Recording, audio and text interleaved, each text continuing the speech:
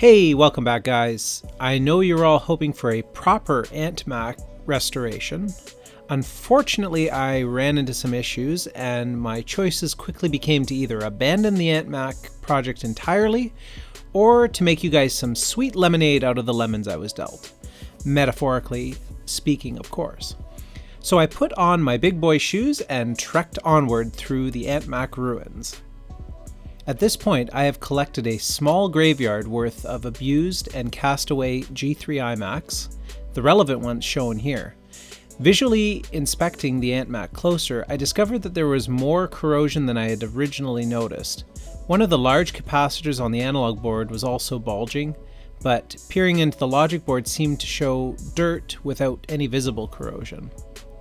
I did speculate that the unit lived outdoors for a period of time due to the ants and the discoloration, but I've since confirmed that as there is caked on sap droppings on the shell. To avoid wasting more time, I thought I'd best check to see if there's any life left in it, similar to how the 8-bit guy tested his outdoor salvaged Apple monitor. I kept a fire extinguisher on standby just in case, and there were absolutely no signs of life. The problem is that I don't know whether it's dead from sitting outdoors, or if the reason it was initially placed outdoors was due to malfunction. If this was a much more rare unit, such as an Apple Lisa, it would totally be worth troubleshooting and repairing. But for the amount of time I'd need to put in, it didn't seem worth it, as decent condition parts are readily available even today for these units. Also in the graveyard was a Blueberry with a smashed shell and front frame. I considered using this unit for the CRT and analog board. The unit did power up with memory beep codes. Coincidentally, there was no memory in the machine.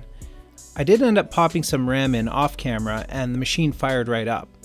Aside from the smashed shell and front frame, this unit is in great condition considering.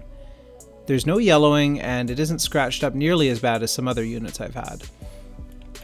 Because I actually have a spare intact Blueberry shell, I've decided not to butcher this unit up, as I think it would be easy and great condition rebuild at some point in the future. So at this point, assessing antMac, the front frame is rebuildable, the CRT and/or analog board are toast, the logic board is untested, the hard drive is untested, the disk drive is full of ant dirt, the rest of the housing is severely yellowed, and the speakers are in poor condition. Right. So not looking good. So I came up with a new game plan as reality set in. We're not going to result in an excellent condition Indigo. This just isn't going to happen. The only set of clear speakers I have are in poor shape. The non-cracked blue shell isn't in great shape either. So the plan was to build off the existing Indigo platform and use as many of the parts as possible from antMac.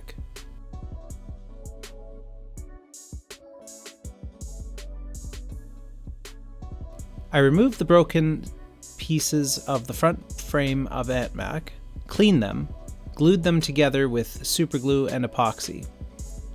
There was a hole in one portion of the frame, so I smoothed it, mixed up some craft paint to match the frame color. I reattached the mounting pegs with only some success, but I think it will be strong enough when fully assembled.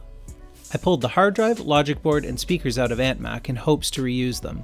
The speakers are particularly tricky. You have to do this twist and wiggle to get them out. It's extremely difficult the first time they come out. Next, it was time to disassemble the existing Indigo machine. Some of you might wonder why I would take this apart after previously repairing it, and there are a couple of reasons. First, the hard drive failed shortly after repairing it. Secondly, the Blueberry speakers really bother me since they don't belong in the aesthetic. And lastly, the large cracks in the blue shell.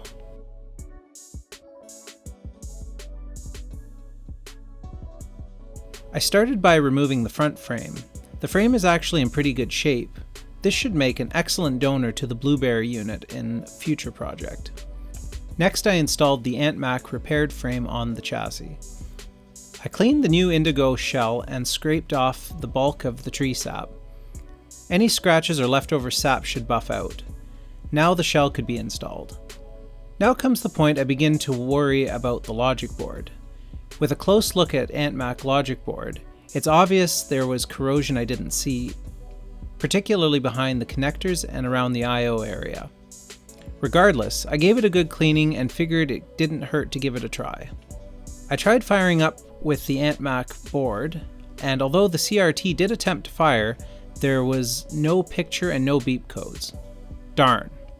And just like the analog board, it really isn't worth the time or effort to try to diagnose the board, so the original board was installed.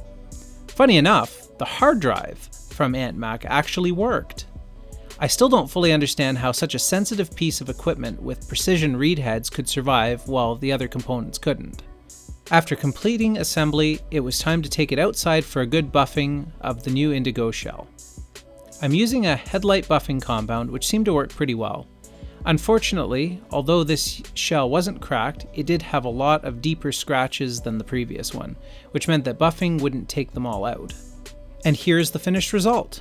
Not too bad, especially considering the entire system was literally rebuilt from garbage. The image is a little crooked, which is an issue with the alignment of the CRT itself.